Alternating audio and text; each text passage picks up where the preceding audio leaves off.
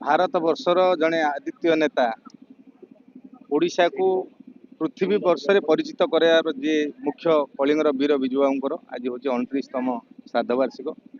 आज पल्ली ठारू दिल्ली पर्यंत ओडिशार सबू टाउन रे विजु जनता दल शंख भवन एवं जिला स्तरीय राज्य स्तरीय एवं देश बाहर विजु बाबू जो मैंने मन पकाते आज श्राद्ध दिवस पालन करती।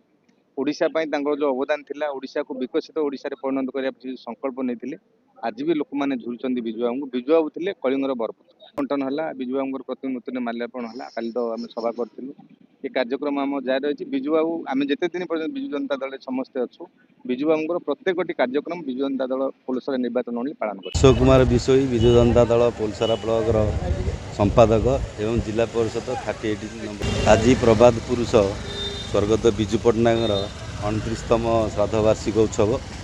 ये श्राद्ध वार्षिक उत्सव आम पोलसरा ब्लॉक समस्त ग्राम पंचायतर विजु जनता दल समस्त कर्मी और कर्मकर्ता माने आज उपस्थित थे। पोलसरा एनएसी बसस्टाण्ड ठारे विजु बाबूर प्रतिमूर्ति आम पुष्पमाल्य अर्पण करी एवं पोलसरा गोष्ठी स्वास्थ्य केन्द्र में आम मिष्टान्न फल बंटन रोगी मान कलु। रोगी मान सुख दुख भागीदार हेलु।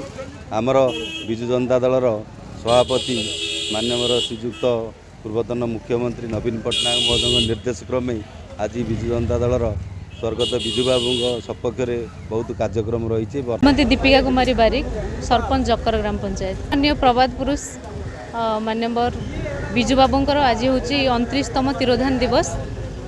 विजु जनता दलर प्रतिष्ठाता भारत वर्षर मौड़मणि कहले अत्युक्ति हेब नहीं। जो प्रभात पुरुष जहाँ मर शरीर में 3टी राष्ट्र पताका जातीय पताका को सम्मानित करके सम्मानित कर जोटा कि आमर ओडिशार लोक मानक सर्वसाधारण मानक अधिकार सुविधा सुजोग यही दल